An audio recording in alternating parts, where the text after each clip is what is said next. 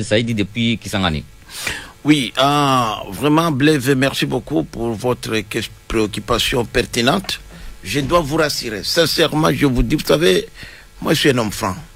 Je suis un homme franc, je ne crains que Dieu.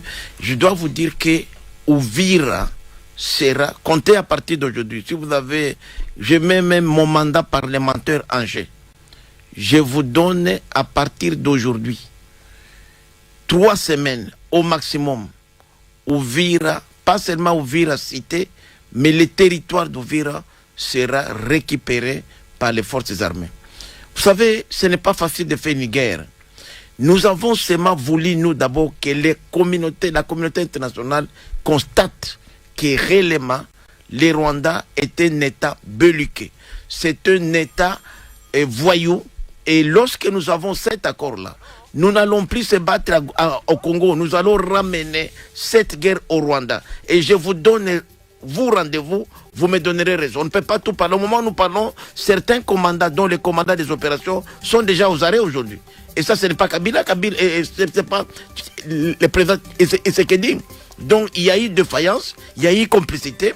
Et il y a eu des sanctions qui ont été faites. Donc faites confiance au chef de l'État, faites confiance à votre gouvernement, faites confiance à vos élus, vous ne serez pas déçus. Merci. Nous gagnerons. Le président congolais a également eu ces mots. Nous espérons que le Rwanda fera preuve du même sérieux que nous. Est-ce que vous avez l'impression ou l'inquiétude que le Rwanda ne va pas être autant engagé que vous dans ces efforts ?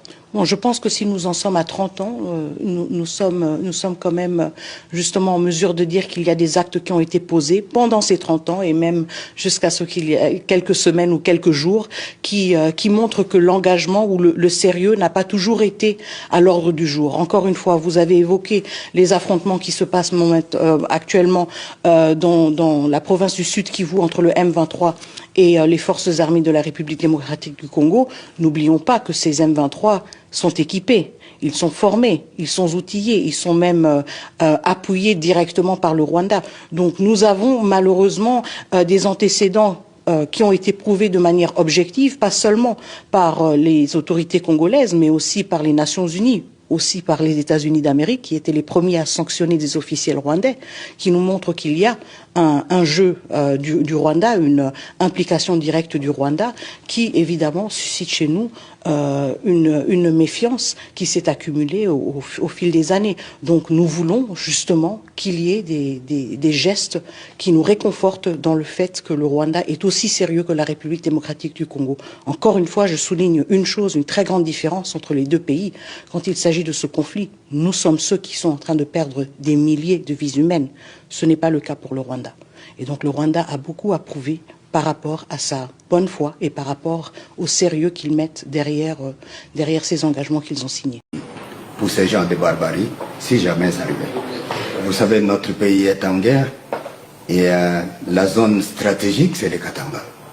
Toute la menace de l'Est pèse sur nous, de sorte que si nous n'arrivons pas à stopper la progression de l'ennemi du côté là où il se trouve, ça veut dire que nous serons la première cible du canon de l'ennemi. Et nous veillons sur ça et nous pensons que ils peuvent prendre partout, mais tant qu'ils n'auront pas pris le Katanga, le pays vivra. Suivez votre magazine d'actualité Focus plus 243 pour ne rien rater sur la sécurité, la santé, la politique et que sais-je encore.